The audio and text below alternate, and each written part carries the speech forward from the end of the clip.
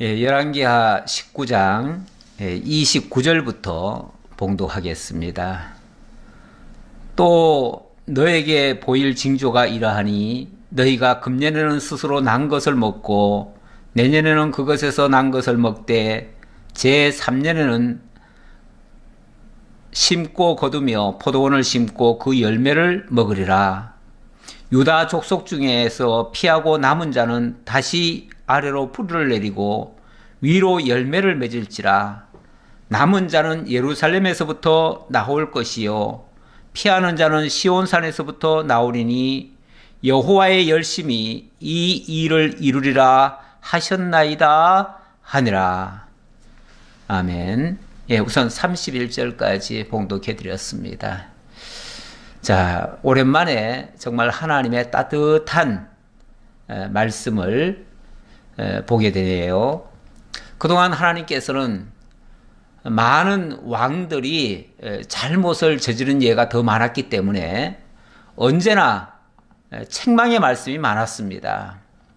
그래서 늘 말씀을 들으면은 정말 불안할 정도로 때로는 무섭고 힘든 그런 말씀이 주를 이뤘습니다. 그런데 오늘은 말씀이 좀 다르네요. 그만큼 하나님의 말씀이 다르다고 하는 것은요, 지금 현재 이 왕이 잘하고 있다는 뜻입니다. 잘못할 때는 계속해서 책망의 말씀이 들리죠. 그러나 하나님이 잘하고 있는데도 계속 그렇게 책망하고 그럴 리는 만무하잖아요. 잘하고 있는 자에게는 하나님께서 칭찬과 격려도 아끼지 아니하시죠. 잘못할 때 하나님의 책망의 말씀이 들리죠. 그러니까 책망의 말씀이 들린다고 하는 것은 그것 때문에 노여워할 일이 아닙니다. 그거 가지고 불쾌할 것이 아니고, 하나님이 왜 나한테 이렇게 책망하시나, 왜 자꾸 무서운 말씀하시나, 이렇게 자꾸 피할 게 아니고요. 그럴 때는 회개해야 되는 것이죠. 그리고 칭찬과 격려의 말씀이 있을 때는 그때는 정말 하나님 앞에 바르게 하고 있다고 하는 증표니까 또 감사할 일이고요. 그래야겠죠. 그래야겠는데, 그동안의 모든 역대 왕들은 사실 칭찬은 많지 않았고요. 책망의 말씀이 많았어요. 근데 히스기야에게 들어와 가지고 히스기야는 정말 복이 드문 하나님께로부터 칭찬을 받는 그런 왕이 되겠습니다. 사실 다윗보다도 어떤 면에서 다윗 왕조에서 다윗이 가장 신실하다고 생각을 그동안 해왔는데, 어쩌면 다윗보다도 더 신실한 모습을 보여준 것이 이 히스기야의 모습입니다. 무엇보다도 다윗도 건설하지 못한 산당이라든지 우상 몇 가지 남겨둔 것들이 있잖아요. 그런 것들을 이 히스기야는 과감하게 다 철폐하고 정말 하나님 앞에 바르게 돌아온 진정한 개혁자 중에 개혁자였습니다. 그런데 이 지금 히스기야가 상당히 지금 공경에 처해 있네요. 하나님 앞에 잘하고 있는 건 잘하고 있는 것이고요. 잘한다고 해가지고 그러면 태평성대만 이루어지고 아무 문제가 없을까? 세상에 그렇지는 않습니다. 내가 아무리 잘해도요, 어려운 일은 발생할 수 있고요. 내가 또 잘 못해도 오히려 세상이 평안할 수도 있습니다. 그 반대로. 그러니까 세상 평안하다고 해가지고 내가 잘한다 이렇게 착각하면 안 돼요. 그렇게 착각하면 안 되고, 왕이 말이에요. 왕이 그렇게 착각하면 안 됩니다. 자기 때문에 평안한 게 아니에요. 비록 자기가 잘못해도 하나님이 평안하게 해줄 수도 있고, 또 때로는 잘해도 하나님이 어려움을 줄 수도 있어요. 왜냐하면 언제나 하나님 앞에 깨어있게 하시려고 하나님께서 늘 그렇게 하고 있거든요. 오히려 내가 잘하고 있는데 모든 게 다 태평성대가 되고 모든 일 문제가 하나도 발생 안 하고 그러면은 또 사람이 간사해가지고요. 마치 자기가 잘해서 그런 줄 알고 착각을 해가지고 교만해지고 그 교만은 또 패망의 선봉이 되어져요. 다시 말하면 패망으로 또 금방 기울어 버려요. 그러니까 적당한 긴장 관계는 좋습니다. 사람이 항상 약간의 긴장 관계는 가지고 있어야 돼요. 긴장을 조금씩을 해야 정신을 바짝 차리고요. 실수를 덜 하게 됩니다. 근데 긴장을 아예 안 해버리고 다 풀어버리면, 무장해제시켜버리면, 그러면 뭐, 적들이, 왜냐하면 세상이라고 하는 것이 선한 세상이 아니에요. 세상 자체가 선보다는 악이 훨씬 더 많습니다. 그렇기 때문에 내가 무장해제를 해버리면 그 악이 금방 침범을 해가지고 나를 집어삼켜버려요. 그래서 내가 어느 정도는 긴장관계에 있어야 돼요. 늘 깨어 있어야 돼요. 그렇기 때문에 항상 긴장 상태를 유지하는 게 좋은데, 자, 어쨌든 히스기야는 상당히 칭찬을 받네요. 칭찬을 받는 이유 중에 하나는 지난번에 그 히스기야가 지금 사실은 지금 적에게 아수르에 의해서 에워싸임을 당하고 있습니다. 그리고 엄청난 조롱을 받고 있습니다. 그런데 그 적국의 왕은 히스기야만 조롱을 하는 게 아니고 히스기야가 믿는 하나님까지 조롱하고 있어요. 그러니까 이 히스기야가 자기 힘으로는 어찌 막을 수가 없으니까 그 사실 그대로를 하나님 앞에 내어놓고 하나님 앞에 기도를 했지요. 그래서 그 기도하는 장면, 지난번에 마지막 장면인데요. 이렇게 기도를 했습니다. 그 협박하는 것을 그대로 올려놓고 하나님 앞에 기도를 했어요. 기도할 때 보면 이렇게 얘기하지요. 그룹 사이에 계신 이스라엘 하나님 만군의 여호와여, 주는 천하 만국의 유일하신 하나님이시라. 주께서 천지를 만드셨나이다. 여호와여, 귀를 기울여 들으시옵소서. 여호와여, 눈을 뜨고 보시옵소서. 사내림이 사람을 보내어 살아계시는 하나님을 해방한 모든 말을 들으시옵소서. 하나님 보십시오. 저렇게 그러니까 사실 내가 그 막 붕괴하고 내가 거기에 흥분해가지고 그걸 어떻게 해서든지 내가 처치를 하겠다고 어떻게 하면, 그러면은 자기 힘이 부족하기 때문에 오히려 당하지요. 당하는데 이 사실을 하나님 앞에 그대로 직고를 하는 겁니다. 직고를 하니까 이제 하나님께서 해결해 주시겠죠. 하나님께서 해결해 주시면은 문제가 해결되는 겁니다. 거기에 대한 하나님의 응답인 거예요. 응답인 거예요. 그래서 하나님이 뭐라고 답변을 해주시냐면, 이 교만한 아수르를 책망하시고, 그리고 그들이 반드시 패망을 하고 되돌아갈 것이다, 이렇게 말씀하시는 장면입니다. 이거는 지금 이사야에서 이 같은 장면을 이사야도 똑같이 기록을 하고 있어요. 그래서 그 시대 배경사에서 같이 보면 좋은데요. 그래서 이사야 37장을 보니까 하나님의 응답이 이렇게 나왔어요. 보라, 내가 영을 그의 속에 두리니 그가 소문을 듣고 그의 고국으로 돌아갈 것이며, 또 내가 그를 그의 고국에서 칼에 죽게 하리라 하셨느니라. 자, 이 사내림이 너를 이렇게 조롱하고 하나님을 모독하고 있는데 걱정하지 마라. 내가 그들 속에다가 나의 영을 집어넣을 테니까 그들이 소문을 듣고 이제 돌아갈 것이다. 고국으로 돌아가는데 그냥 돌아가는 게 아니라 비참하게 돌아갈 것이고, 돌아가서는 또 죽임을 당할 것이다, 그 말이에요. 근데 이렇게 하시는 이유가 뭐냐면, 히스기야가 잘했어라기보다는 근본적으로 이렇게 얘기를 합니다. 35절에 보니까 대저 내가 나를 위하며 내 종 다윗을 위하여 이 성을 보호하며 구원하리라 하셨나이다 하니라. 다시 말하면 하나님께서 다윗에게 일찍이 약속하신 그걸 지켜주기 위해서 내가 반드시 이 성을 보호하고 너에게서 이 적들이 다 물러가게 해줄 거다, 그 말이죠. 물론 왕이 막 개판을 치고 엉망진창인데 하나님이 무조건 봐주겠다, 이런 뜻은 아니죠. 지금 히스기야는 전심으로 하나님 앞에 지금 호소하고 있습니다. 진짜 딴 생각하지 아니하고 오직 하나님만 바라보면서 이 일을 하고 있습니다. 그래서 하나님이 이 히스기야를 흡족히 여기면서 히스기야가 정말 불안해하는 그것을 내가 다 책임져 주겠다, 이런 식으로 말씀하시는 거죠. 네. 자, 요거는 그때에 이런 역사가 있었다라고 하는 실제적인 그 기록입니다. 기록인데, 이거는 그 아시리아 그 다메섹에서, 수도 그 다메섹에서 출토된 그런 일종의 뭐 비문이라고 해야 되나요? 토판이라고 해야 되나요? 예, 그런 것에 기록되어 있는 내용을 적어 놓은 겁니다. 적어 놓은 건데, 거기에 보면 이런 말이 있어요.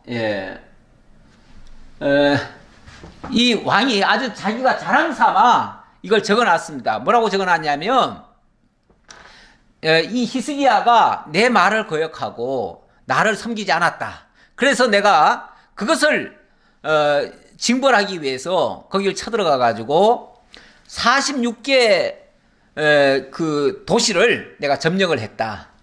그리고 예루살렘을 압박을 해가지고 예루살렘을 에워쌌는데 마치 새장에 갇힌 새처럼 내가 가두어 두었다. 가두어 두고, 그리고 내가 거기서 잡은 유다 백성들 약 20만 명이에요. 그 20만 명을 잡아서 본국으로 끌고 갔다. 이런 것을 자랑 삼아 여기다 기록을 해놓은 거예요. 예. 이렇게 기록을 해놨어요. 그러니까 이 내용이 이 본서의 열왕기에 기록된 내용과 똑같아요. 역대기에도 기록됐고 이사야에도 기록됐어요. 그러니까 성경이 열왕기, 역대기, 이사야 이 세 권에도 이 내용이 같이 기록되어 있고, 그리고 실제로 그 출토된 그 비문에도 이런 내용이 있습니다. 있으니까 이거는 뭐 부인할 수 없는 역사적 사실이죠.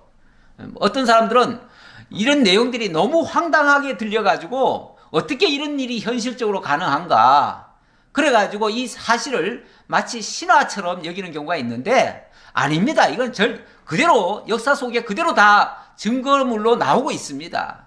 그래서 부인할 수 없고요. 자, 아까 하나님께서 그랬습니다. 반드시 사내립을 고국으로 돌아가게 하는데 돌아가서는 죽게 할 거다, 이렇게 말씀했는데, 돌아가게 되는 사건이 발생합니다. 어떻게 발생하는가? 예, 어떻게 발생하느냐 하면은, 갑자기 하루 밤새에 그 아수르의 군대 속에 엄청난 일이 발생을 해버립니다. 근데 역사책에 그 헤로도토스라고 하는 역사학자가 있는데, 그 역사학자의 기록에 의하면은 요거는 조금 특이한 내용이에요. 특이한 내용인데, 그 역사책의 기록에 의하면은 이렇게 되어 있습니다. 들쥐떼가 들어와 가지고 그 무기들을 다 갉아먹었다. 그리고 전염병이 들어가지고 18만 5천 명이 죽었다. 이런 얘기가 나옵니다. 18만 5천 명이 죽었다. 자, 그런데 그 얘기가 여기 본문에도 사실은 기록이 되어 있습니다. 본문 조금 더 읽어볼게요. 32절 아까 읽을 차례인데요. 그러므로 여호와께서 아수르 왕을 가리켜 이르기를, 저가 이 성에 이르지 못하며 이리로 살을 쏘지 못하며 방패를 성을 향하여 세우지 못하며 치려고 토성을 쌓지도 못하며 오던 길로 돌아가고 이 성에 이르지 못하리라 하셨으니 이는 여호와의 말씀이시라. 내가 나와 나의 종 다윗을 위하여 이 성을 보호하여 구원하리라 하셨나이다 하였더라. 자, 보세요. 하나님이 이 히스기야에게 뭐라고 지금 약속을 해주냐면은, 저 사내립이 이 성을 향해서 화살도 못 쏘고 토성도 쌓지 못하고 이 성에 절대 못 들어온다. 못 들어오고 오히려 그들이 오던 길로 돌아갈 것이다. 이렇게 얘기한다는 거예요. 그래 놓고 35절에 보니까 이런 일이 발생하네요. 이 밤에 여호와의 사자가 나와서 아수르 진에서 군사 18만 5천을 친지라. 자, 보세요. 하룻밤 사이에 아수르 군대 18만 5천 명이 죽임을 당했어요. 근데 이게 무슨 수로 죽임을 당하나요? 아까 본문에서는 그렇게 얘기했습니다. 본문에서는 아까 뭐라고 그랬냐면 하나님께서 한 영을 보내가지고 그들로 하여금 어찌하지 못하도록 할 것이다. 여기 보라 내가 영을 그의 속에 두리니 그가 소문을 듣고 그의 고국으로 돌아갈 것이다. 이렇게 얘기를 했는데 근데 그 헤로도토스의 역사책에는 들쥐가 들어와가지고 그쪽에 어떤 무기들을 다 못쓰게 만들어버리고 그리고 전염병이 돌아가지고 18만 5천 명이 죽었다. 이렇게 얘기가 나왔는데 실제로는 그것인지 아니면은 그날 밤에 어떤 갑자기 소문이 들어가지고 어떤 갑자기 무슨 쉽게 말하면 밤에 난리가 나버린 거예요. 그 성읍 그들의 군영 안에서 난리가 나버린 거예요. 난리가 나니까 서로 자기네들끼리 막 치고받고 싸우다가 전멸을 했을 수도 있어요. 왜 가끔 여호와의 그 전쟁사에 보면 뭐 예를 들어서 기드온 전쟁 때도 그렇고요. 갑자기 어떤 소문을 듣습니다. 아니면은 갑자기 다 고요하게 잠자는데 갑자기 난리가 나버립니다. 그러면은 잠에서 깬 사람들이 이게 무슨 영문인가 해가지고 일어나자마자 앞에 닥치는 대로 적인 줄 알고 무조건 쳐버립니다. 이렇게 하면 자중질환이 일어나는 거죠. 그 안에서 자기네들끼리 치고받고 싸우는 거죠. 이렇게 해서 죽을 수도 있고 아니면은 정말 들쥐떼가 한번 들어왔다는데 들쥐떼에 의해서 전염병에 의해서 싹 죽을 수도 있고요. 어쨌든 뭐 이렇게 죽었든 저렇게 죽었든 결과적으로는 18만 5천 명이 죽었어요. 그거는 역사책이나 여기 성경책의 기록이나 똑같아요. 이사야에서도 18만 5천 명이 죽었다라고 나와요. 자, 그러니 자 아침에 일찍 일어나 보니 다 송장이 되었더라. 세상에 예루살렘 성을 에워싸고 있던 18만 5천 명이 하룻밤 사이에 다 송장이 되어버렸어요. 결과적으로는 하나님이 치신 거죠. 그 치시는 방법이 뭐 이렇게 칠 수도 있고 저렇게 칠 수도 있는데 결과적으로는 하나님이 치신 거예요. 자, 이렇게 되니까 아수르 왕이 기가 막히잖아요. 꼼짝없이 군대가 다 죽었는데 무슨 수로 거기서 더 버티겠습니까? 그러니 자기 한 목숨만 겨우 살아가지고 도망을 가는 겁니다. 급히. 그래서 36절 아수르 왕 사네립이 떠나 돌아가서 니느웨에 거하였더니 그 신 니스록의 묘에 경배할 때에 아드람멜렉과 사레셀이 그를 칼로 쳐 죽이고 아라랏 땅으로 그들이 도망하며 그 아들 에살핫돈이 대신하여 왕이 되니라. 자, 그래서 급히 도망을 갔어요.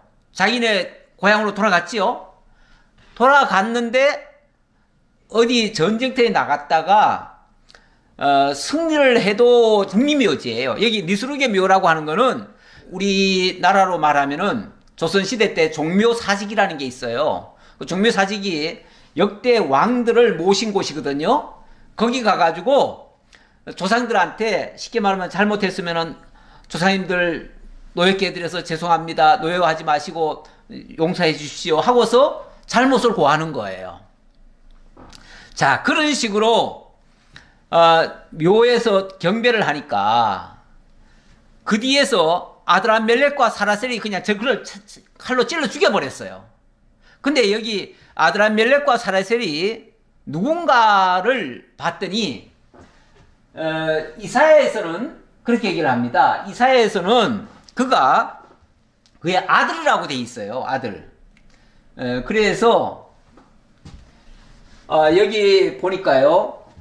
이사야 37장 38절에 보니까 자기 신 니스록의 신전에서 경배할 때에 그의 아들 아드람멜렉과 사라셀이 그를 칼로 죽이고 아라 땅으로 도망하였으므로 이렇게 얘기하죠. 예, 그러니까 여기서는 그러니까 여기 본문에서는 아드람멜렉과 사라셀이 죽였다는 말만 나오는데 이 이사야는 좀 더 구체적으로 그 아드람멜렉과 사라셀이 누구냐 하면은 바로 사네립의 아들이라는 거예요. 아들이 아버지가 그렇게 비참하게 와서 그 조상들에게 무릎 꿇고 정말 죽을 죄인이라고 하니까 죽여준 거예요. 그냥 죽여준 거예요. 그래 놓고 그래 놓고는 자기네들은 또 왕을 시해를 했으니까 자기네들이 살 수가 없잖아요. 그러니까 아라랏으로 또 도망을 갔다고 그래요. 이런 식으로 해가지고 아수르는 괜히 유다를 그냥 공경에 빠뜨리려다가 결국은 왕조가 무너지게 생겨버렸어요. 뿐만 아니라 이때부터 급격히 아수르는 힘을 잃어버립니다. 잃어버려가지고 얼마 후에 가면은 바벨론에 의해서 다 무너져 버립니다. 이렇게 되면 이제 아수르도 끝장이죠. 유다 건드렸다가 유다 그 조그만 나라 건드렸다가 자기네들이 벼락 맞은 겁니다.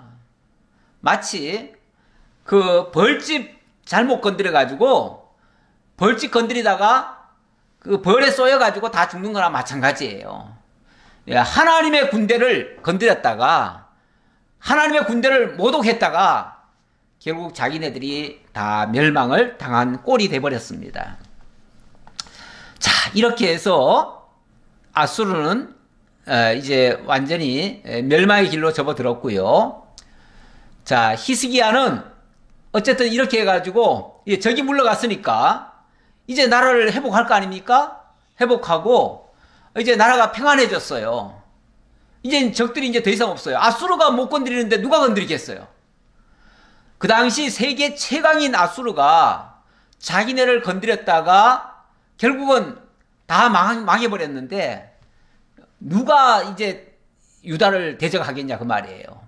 그래서 태평성대가 됐습니다.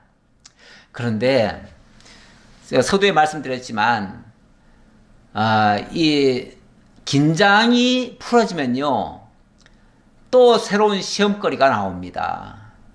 그래서 적당한 긴장거리는 있어야 돼요. 사실은 문제가 하나도 없다? 문제가 하나도 없는 게 문제입니다. 이 세상이 문제 덩어리인데 어떻게 문제가 없겠습니까? 문제는 늘 있는 거예요. 있으면서 그 문제를 헤쳐가는 게 진짜 멋진 거죠. 힘은 어디서 나옵니까? 뭔가를 적을 무찌르고 또는 잘못된 것을 바로잡고 뭔가 새롭게 하고 뭔가 고치고 이렇게 했을 때 거기서 힘이 나는 거예요. 우리가 살아있음과 우리가 정의로움과 우리가 올바르다는 것은 거짓 것이 있고 불의가 있고 잘못된 것이 있는데 그것을 우리가 극복하고 나아갈 때에 우리의 진가가 발휘가 되고 우리의 힘이 더 드러나지 않겠어요? 그러니까 아예 문제가 없다면은 그것이 오히려 문제가 될 수 있어요. 왜냐하면은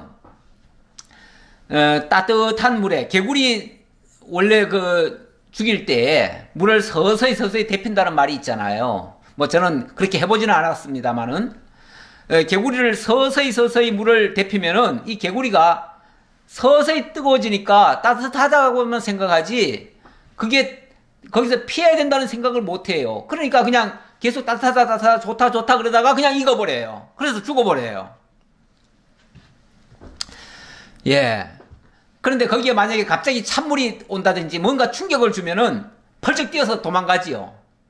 뭔가 약간의 충격요법이 필요하다 그 말이에요. 이 사람이 살아가는데 충격이라고 하는 게 없으면 좋겠다고 생각하지만 없으면 좋은 게 아니고요. 없으면은 그대로 그냥 나태에 빠져요.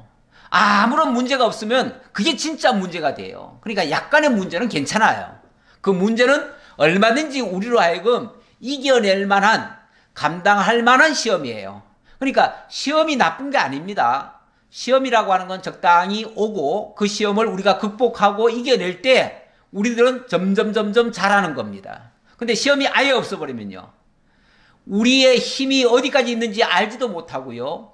진짜 어려움이 왔을 때는 무너져 버려요. 그래서 적당한 시험은 나를 기르는 훈련관이 되는 거예요. 훈련관. 그래서 세상에는 시험이 있습니다.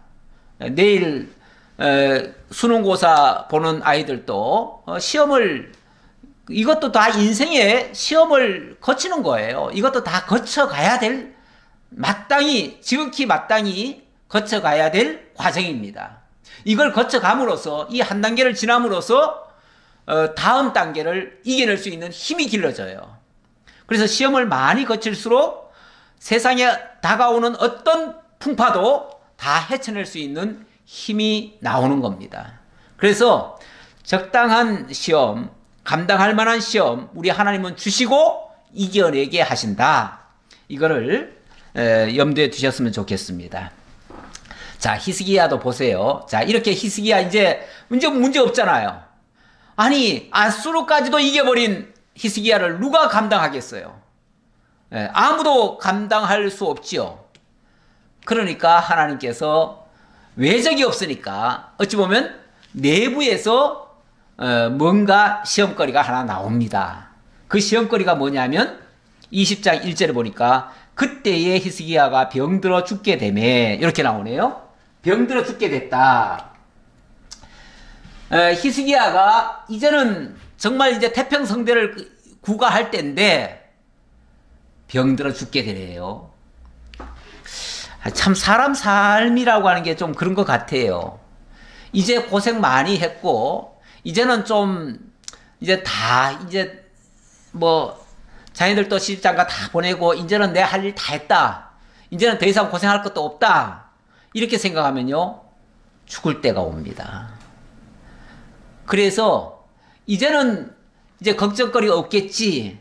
이제는 더 이상 아무것도 할 게 없겠지. 그러면 죽어요. 그래서 이제 살만하면 죽는다 그래요. 그래서 사람들이 꼭 그런 소리 많이 하더라고요. 이제 살만하다 싶었는데 어느 날 보니까 죽었다는 얘기가 들려요. 아, 이제 뭐 자기들 시집장가 다 보내고 이제 할 일 다 했고 이제 좀 남은 여생 편안하게 살다가 그냥 그렇게 즐기면 좋겠는데 근데 그 다음은 죽어요. 그러니까 세상에 할 일 다 하고 이제 더 이상 할 일 없다 생각하는 게 좋은 게 아닙니다. 약간 그래도 걱정거리도 있고요. 자녀도 약간씩 속썩이고요. 뭐 조금 불편한 게 있고요. 돈도 좀 모자란 것도 있고 뭐 이것저것 불편한 게 있어야 그것 때문에라도 살기도 하고요. 자식 때문에라도 살기도 하고요. 또 저 일 때문에라도 내가 살기도 하고요. 그래서 뭔가 사람은 할 일이 있어야 돼요. 할 일이. 그래서 문제거리가 없으면 할 일도 없잖아요. 그런데 문제거리가 주어지면 그걸 위해서라도 할 일이 있잖아요. 그러니까 우리에게 할 일이 있다고 하는 것은요 굉장히 큰 복입니다. 복이에요. 아무것도 이제 할 거 없어. 그러면요 사람도 급속히 늙고요 진짜 별 볼 없는 존재로 전락이 되고 말아요. 그러니까 때로는요 없는 일도 좀 만들어야 돼요. 만들어서라도 좀 일을 해야 돼요. 예. 기왕이면 선한 일을 좀 더 힘쓰면 좋겠죠. 그래서 나중에는요 세상 일 굳이 할 거 없으면요 교회 일이라도 열심히 좀 찾아서 하시면 좋을 것 같아요. 교회 일 하려면 얼마든지 할 거 있잖아요. 교회 봉사할 것도 많고 정 없으면 뭐 새로운 것 좀 만들기라도 하지요. 그런데 교회에서 뭐 일을 한다 그러면은 뭘 또 목사님 뭘 또 일만 드시나 이렇게 또 생각할 수도 있어요. 있는데 아무것도 할 일 없는 것보다요 뭐라도 하는 게 좋습니다. 정할 게 없으면 청소라도 하는 게 좋습니다. 청소라도 하고 그래도 뭔가 사람이 움직인다는 게 살아있는 표시기도 해요. 그러니까 움직이면 힘도 나고 뭔가 새로운 걸 더 할 수도 있는데 안 움직이면 점점 쪼그라들어요. 예. 자, 히스기야 얘기하다가 그랬는데요. 히스기야가 이제 살만하다 싶으니까 병들어 죽게 됐다네요. 그때 히스기야가 병들어 죽게 되매 아모스의 아들 선지자 이사야가 그에게 나와서 그에게 이르되 여호와의 말씀이 너는 집을 정리하라. 네가 죽고 살지 못하리라 하셨나이다. 이거 청천벽력 같은 소리 아닙니까?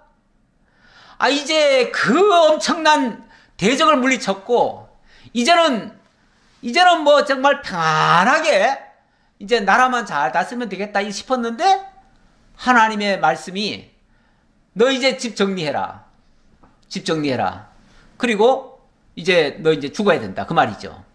집 정리하라는 말은요, 죽는다는 말이에요. 원래 사람이 죽기 전에 뭔가를 부지런히 뭘 합니다. 어떤 분이 돌아가시기 전에 나중에 가보니까 뭐 어떻게 이렇게 해놓고 저렇게 해놓고 다 해놨더래요. 나중에 알고 보니까 자기 죽을 것을 미리 준비해 놓은 거예요. 예. 그래서 사람이 죽을 때쯤 되면은 아마 뭔가 직감이 오는가 봐요. 그래서 내가 얼마 못 살 거니까 이것도 정리하고 저것도 정리하고 이렇게 정리해야 되겠다 라고 생각을 하는가 봐요. 근데 하나님께서 이사야를 통해서 이 히스기야야, 너 집 정리해.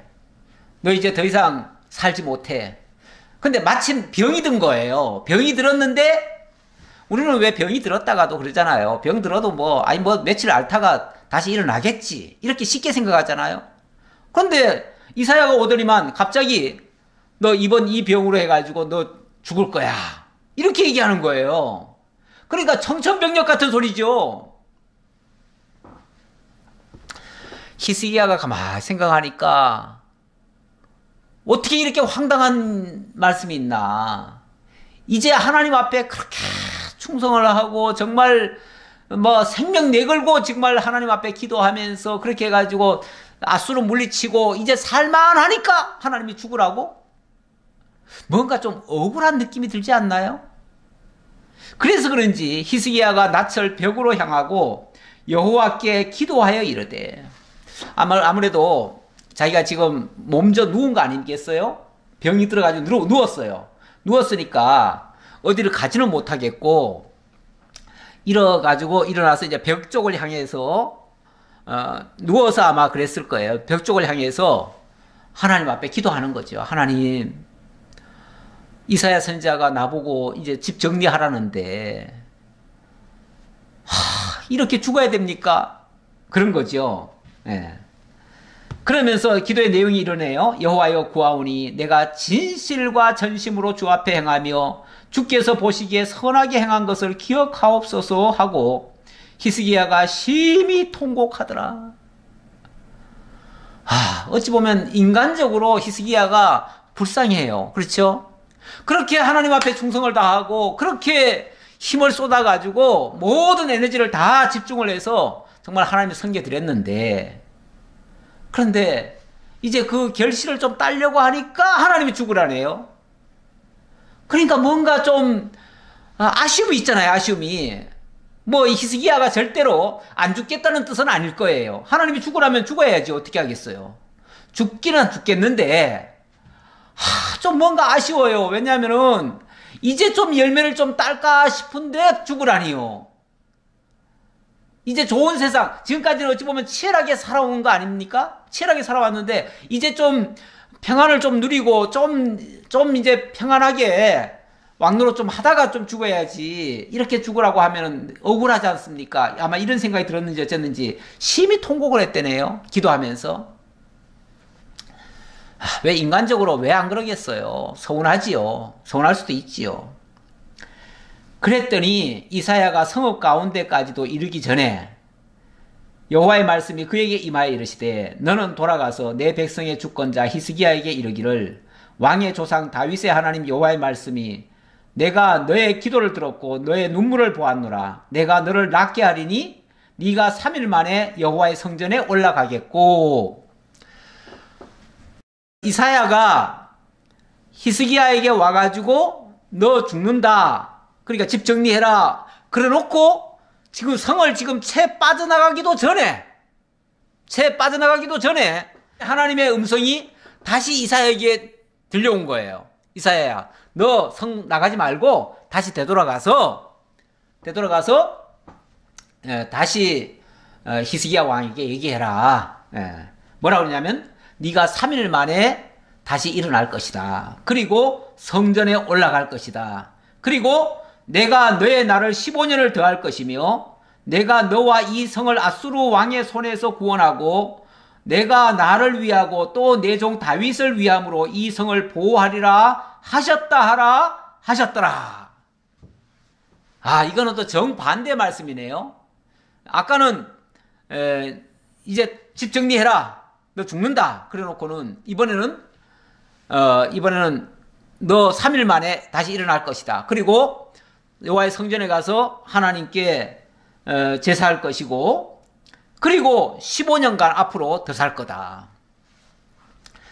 사실 뭐 15년 더 산다는 것도 히스기야가 사실 그렇게 나이가 아직은 많지 않거든요. 근데 15년 더 산다고 해봤자 그렇게 오래 사는 건 아닐 텐데, 어쨌든 이렇게 해서 15년을 더 살았다.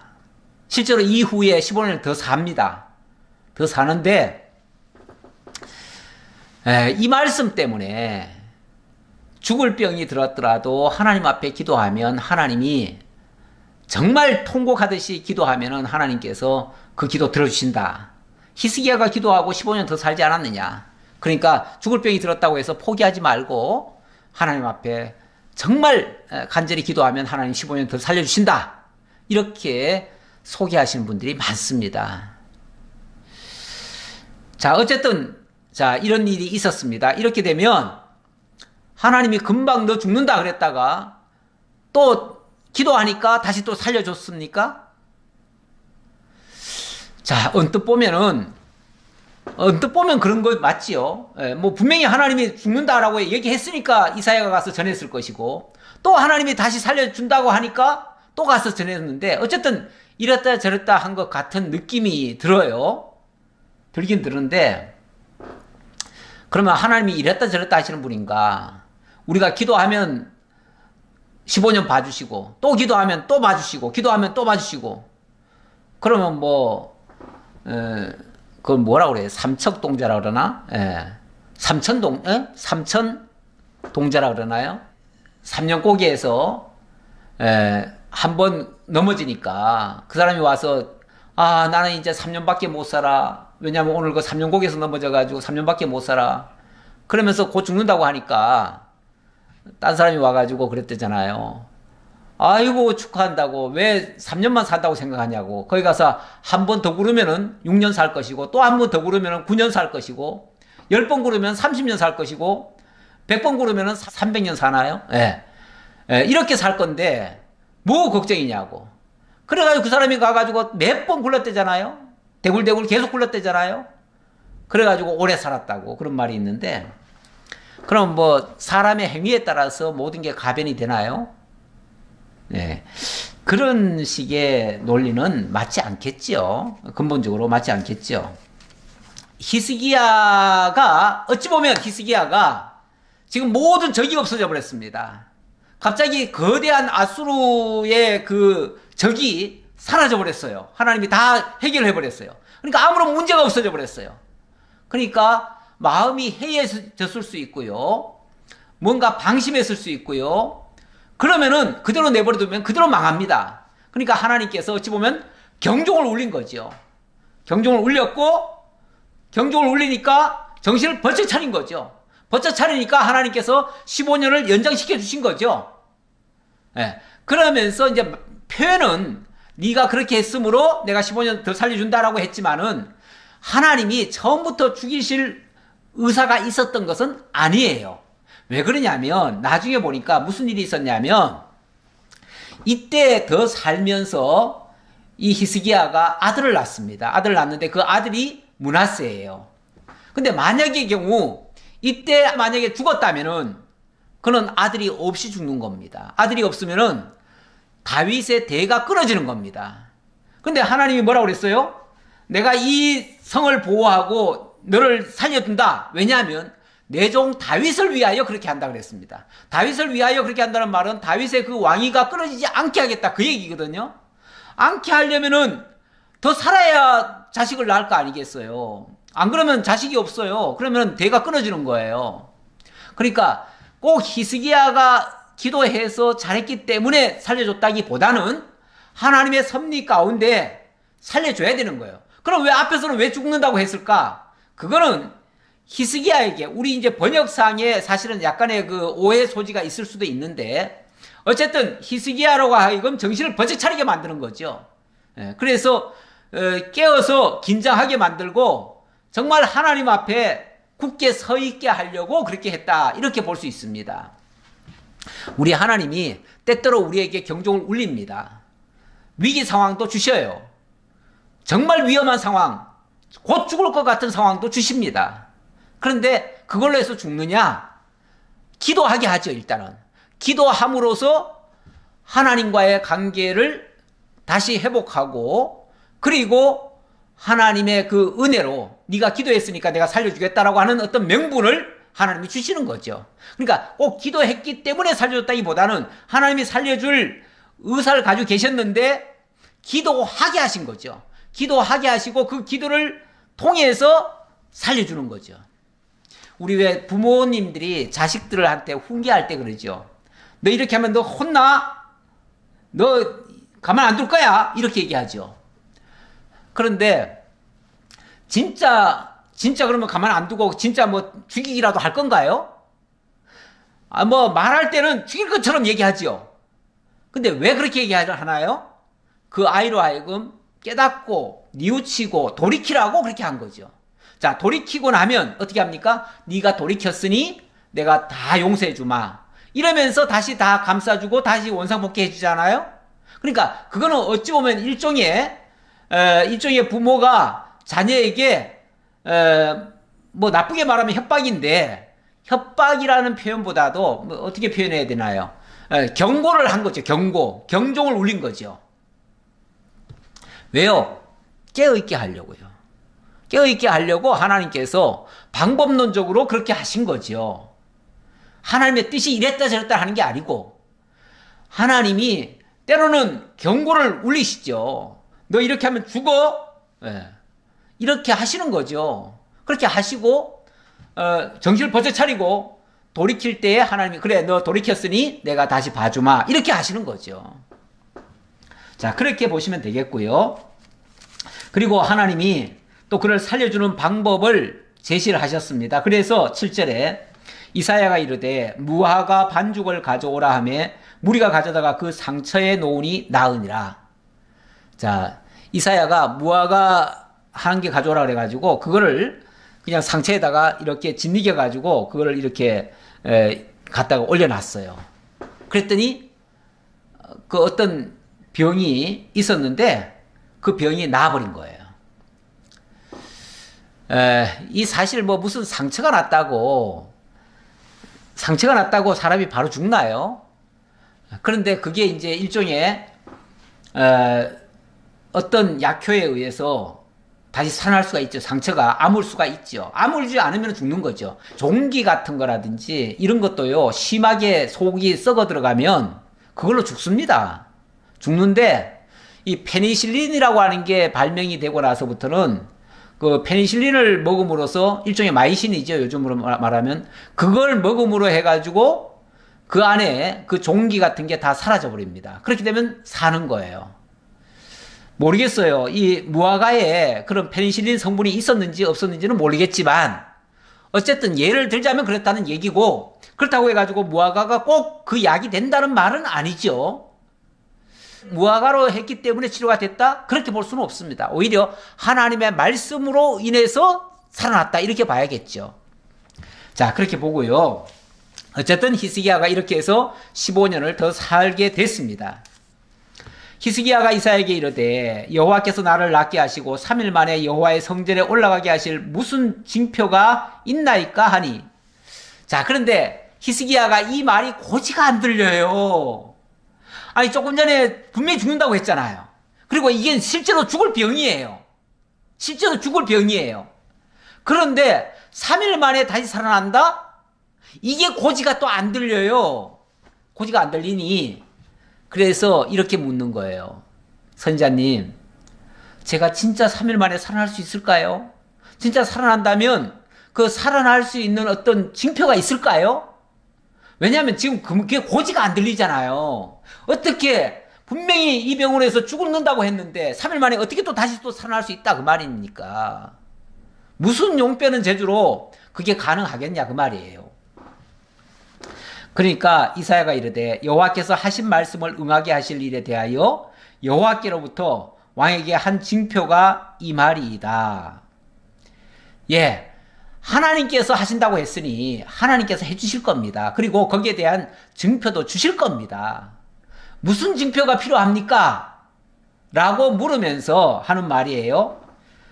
해 그림자가 10도를 나갈 것이니까 혹 10도를 물러갈 것이니까 하니, 해 그림자가 10도를 물러가게 할까요? 앞으로 나가게 할까요?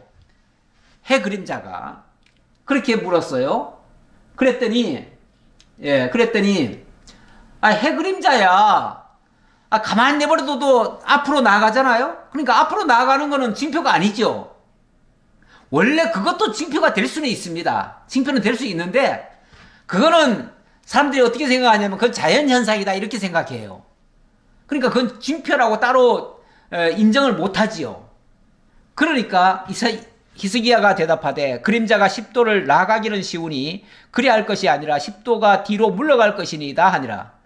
만약에 10도가 뒤로 물러가게 해주신다면은 제가 그걸로 믿겠습니다 이렇게 얘기를 했어요. 아이고, 무슨 징표 가지고 믿고 안 믿고 합니까? 그런데 그만큼 정말 사람이라고 하는 게요, 정말 희한한 일을 당하면은 고지가 잘 안 들려요.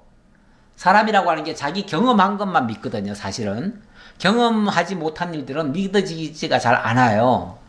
그런데 이게 확실한 뭔가가 있어야 믿겠는데, 그게 없다면은 내가 어떻게 믿겠느냐 이렇게 생각하는 거죠. 예. 그래서 일단은 만약에 10도가 뒤로 물러간다면 믿겠나이다 이렇게 얘기를 했어요. 그랬더니 선지자 이사야가 여호와께 간구하며 아하스의 해시계 위에 나아갔던 해 그림자를 10도 뒤로 물러가게 하셨더라. 이 아하스의 해시계라고 그러는데, 아하스는 그 아버지 선대왕입니다. 선대왕이 만들어 놓은 해시계. 선대왕이 아마 그 당시에 이 선대왕 그 아하스 때는요, 종교적으로는 굉장히 부패했었는데, 다른 걸로는 굉장히 또 발전을 했었던 것 같아요. 그래서 해시계도 만들고 뭐 그랬던 것 같아요. 나중에 보면요, 이 히스기야 때도 굉장히 업적이 많고, 아하스 때부터 뭘 했냐면, 지하 수로를 파가지고 그 멀리서부터 물이 예루살렘 성 안으로 공급되도록 수도를 만들었어요. 그 옛날에 지하도로를 파가지고 수도를 만들어서 물이 항상 끊어지지 않도록 이렇게 한 거 보면 대단한 그런 능력의 소유자였죠. 이런 일을 아하스가 하고 히스기야가 마무리하고 그랬던 것 같아요. 근데 어쨌든 그걸로 이제 보여준 겁니다. 보여줘가지고 10도가 뒤로 물러가는 장면을 보여줬어요. 그러니까 진짜 하나님이 나를 살려주시겠구나 라고 하는 사실이 확실히 믿어졌다 그 말이에요. 자, 그래놓고 12절 봅시다. 나머지 결과가 어떻게 되는가. 그때 발라단의 아들 바벨론 왕 브로닥 바라단이 히스기야가 병들었다 함을 듣고 편지와 예물을 그에게 보낸지라. 히스기야가 사자들의 말을 듣고 자기 보물고의 은금과 향품과 보배로운 기름과 그의 궁기고와 창고의 모든 것을 다 사자들에게 보였는데, 왕궁과 그의 나라 안에 있는 모든 것 중에서 히스기야가 그에게 보이지 아니한 것이 없더라. 왜 전에 그 지도상으로 보면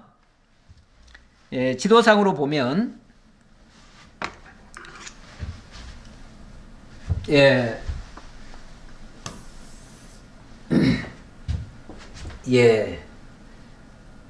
아수르가 이만큼을 다 차지하고 있었어요. 그리고 바벨론은 어디냐면은 요 끝에, 여기에 조금 있어요. 요만큼이에요. 바벨론은 그 당시에 큰 나라가 아니에요. 큰 나라가 아니고 요 끝에 조금 있는데, 그리고 유다는 여기 있잖아요. 요만하잖아요. 그런데 이 나라가 유다가 어렵다 보니까 이 아수르는 계속 자기네들 공격하니까 애굽을 잠깐 의지한 적이 있었고요. 그리고 여기 바벨론과 사이를 좀 좋게 지냈던 것 같아요. 그러니까 바벨론 왕이 같은 약소국들끼리 우리 힘을 합쳐가지고 아수르를 공동으로 대응을 해야 된다. 이렇게 생각을 했던 것 같아요. 그래가지고 원래 가까이 있는 나라는 사이가 나쁘고 멀리 있는 나라들끼리는 사이가 좋은 법입니다. 그래서 병이 들었다는 소리를 듣고 그것도 죽을 병이라고 하니까 그 소문이 아마 바벨론까지 났던 것 같아요. 그러니까 바벨론에서 사자를 보낸 거예요. 사자를 보냈더니 이 히스기야가 기분이 너무 좋았어요. 그러잖아요. 외국에서 자기를 알아주고 자기를 인정하고 이렇게 하면요 우쭐해지는 겁니다. 사람이 우쭐해지니까 그 사신에게 자기가 대접하고 싶은 걸 다 대접하는 거예요. 대접하는데 뭘 보여줬냐면은 자기 자랑할 것들 있잖아요. 그러니까 아수르를 물리친 다음에 아수르가 아마 버리고 간 것들이 엄청나게 많을 거예요. 그걸로 해가지고 나라를 견고하게 만들고 부도 다시 확보를 했어요. 자, 그랬는데 그것들을 다 보여준 거예요. 다. 이게 내탕고, 쉽게 말하면 보물창고예요. 보물창고. 성전에 있는 보물창고, 왕궁에 있는 보물창고를 다 보여준 거예요. 보여줬더니 이 바벨론 사신이 눈이 희둥그레졌어요. 아니, 이 나라가 다 망할 줄 알았는데 이렇게 보물덩어리가 많아? 그러면서 탐을 내기 시작했어요. 그랬더니 14절 선지자 이사야가 히스기야 왕에게 나와 그에게 이르되 이 사람들이 무슨 말을 하였으며 어디서부터 왕에게 왔나이까? 히스기야가 이르되 먼 지방 바벨론에서 왔나이다 하니 이 사람들이 도대체 누굽니까? 어디서 왔습니까? 그러니까 예, 아주 멀리서 왔습니다. 저 바벨론에서 왔습니다. 아마 자랑 삼아 얘기한 것 같아요. 자, 외국에서 우리나라 와가지고 나를 문안하러 왔습니다. 아주 자랑 삼아 얘기한 것 같아요. 그랬더니 이사야가 이르되 그들이 왕궁에서 무엇을 보았나이까 하니 히스기야가 대답하되 내 궁에 있는 것을 그들이 다 보았나니 나의 창고에서 하나도 보이지 아니한 것이 없나이다 하더라. 하나도 안 보여준 게 없대요. 다 보여줬대요. 잘한 걸까요? 지금 히스기야는 아주 자랑삼아 얘기했습니다. 왜요? 자랑삼아. 왜요? 자기가 지금 죽을 병에서 살아났고 이게 기분이 업된 거예요. 죽을 병에서 살아났고 그리고 저 외국에서 나를 보겠다며 그 먼 길을 와가지고 나를 지금 쉽게 말하면 물론 병문안으로 왔는데 사실은 이제 다시 살아난 것에 대한 축하가 아니겠어요? 그러니까 너무너무 기분이 좋아가지고 업이 돼가지고 그래서 그만 정상적인 사고를 못한 겁니다. 사람이 왜 약간 제가 긴장을 해야 된다고 그랬잖아요. 긴장을 하면 실수가 덜합니다. 근데 사람이요 항상 다 됐다, 다 이루었다, 다 완성했다 이렇게 되면요 그때는 모든 게 이게 무장이 해제돼 버립니다. 무장이 해제돼 버리면요 그러면은 이게 옳고 그름조차도 분별을 잘 못합니다. 그냥 좋은 게 좋은 겁니다. 그때는 평안만 추구합니다. 누가 무슨 얘기하면은 골치 아픈 거 듣기도 싫어 이렇게 나오지요. 누가 뭐 좀 어려운 일 얘기하면 그런 얘기 하지마 난 그런 거 듣기 싫어. 나는 그냥 좋은 얘기만 들을 거야. 뭐 선이고 악이고 그런 것도 안 따집니다. 이렇게 되면 이게 어찌 보면 섰다고 하는 자는 넘어질까 조심하라 이런 말씀이 있는데 자기가 섰다고 생각하는 순간 이렇게 돼버리는 겁니다. 자기 분별을 못하는 거예요. 이렇게 되면 어떻게 될까요? 이게 위기입니다. 이게 위기예요. 그러니까 우리는 사실 항상 깨어있으라고 그래요. 성경은 이제 평안하다 안전하다 할 그때가 가장 위험할 때라고 그래요. 그래서 가끔씩 보면은 여호수아에서 보면은 평안하고 안전하고 아무 걱정 없이 사는 자들이 침략을 받아가지고 멸망을 당합니다. 그런 예가 많아요. 그런데 그렇게 평안하다 안전하다 그때가 제일 위험할 때입니다. 말세 때도 우리가 평안하다 안전하다 이때가 정말 주님 오실 때라고 그랬어요. 왜냐하면 그때는 우리가 무장해제가 돼버려요. 아무런 긴장도 안 해요. 그리고 그냥 좋은 게 좋은 거야. 세상이 썩어도 가는데 좋아 이렇게 가는 거죠. 거기에 휩쓸리면은 그냥 탕류에 휩쓸려 가는 거예요. 홍수에 휩쓸려 가는 거예요. 그러면은 같이 망하는 거죠. 망하는 세상에 같이 휩쓸려 가지고 같이 망하는 거죠. 그런데 적당한 긴장관계가 있으면요, 하나님의 뜻을 찾습니다. 어려운 문제가 발생하면요, 무엇이 하나님의 선일까? 그걸 찾습니다. 아, 이렇게 하는 게 좋을까? 저렇게 하는 게 좋을까? 뭔가 있어야 판단을 하지 않겠어요? 그래서 깨어있게 되는 겁니다. 그래서 적당한 긴장관계, 이거는 매우 좋은 것이다. 근데 히스기야가 말년에, 이건 말년입니다. 말년에 어찌 보면은 참 긴장해서 해제됐다가 끝은 조금 안 좋아요. 그렇다고 이 사람이 무슨 결정적인 큰 실수를 했다는 것은 아닌데, 이렇게 방심이 큰 죄죠. 방심이. 이것도 뭐 죄라면 죄죠. 방심했으니까요. 이렇게 해서 어떤 위기 상황에 도달하게 되었습니다. 여기서 우리도 경종을 받아야죠. 늘 깨어 있어야 된다. 그래서 항상 깨어 기도하고, 쉬지 말고 기도하고, 범사에 감사하면서도 항상 깨어 있는 그런 자세가 우리가 유지할 일입니다. 기도하겠습니다. 아버지 하나님 감사합니다. 오늘도 저희에게 항상 깨어있게 하시려고 히스기야가 긴장했을 때와 히스기야가 또 방심했을 때 어떠한 결과들이 나타났는가를 우리들에게 교훈으로 알려주셨습니다. 이스라엘 역사 속에서 참으로 히스기야처럼 그렇게 선한 왕도 없었다는 것을 또한 저희들이 배웠습니다. 정말 하나님 앞에 바로 섰을 때는 그가 승리하고 모든 일이 잘 됐는데, 또 이렇게 방심했을 때는 그도 어려움에 빠질 수밖에 없었다는 것을 경종으로 봤습니다. 저희도 항상 깨어있게 하시고 늘 말씀에 천착할 수 있는 저희 모두가 되게 하옵소서. 다시 만날 때까지는 지켜주시기를 간절히 바라옵고 예수님 이름으로 기도하옵나이다. 아멘.